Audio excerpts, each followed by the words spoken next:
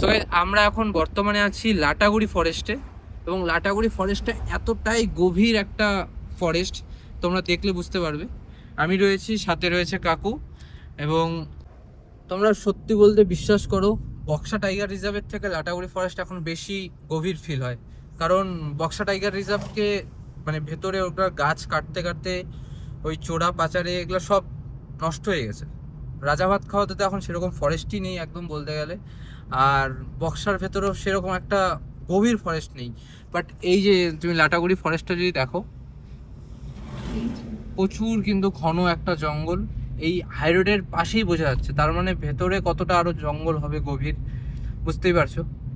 আমরা গাড়ির এসি বন্ধ করে কাজ খুলে দিয়েছি, কারণ এত সুন্দর একটা হাওয়া এবং ফ্রেশ অক্সিজেন পাচ্ছি এই জায়গাটাতে। আর খুবই নিঝুম, পাখিদের আওয়াজ, ভালো ভালো লাগবে। তুমি যখন গাড়ি দিয়ে যাবে তখনও ভালো লাগবে, যদি তুমি এখানে একটু দাঁড়াও ভালো লাগবে। বাট আমি সাজেস্ট করবো জঙ্গলের মধ্যে না দাঁড়ানোর।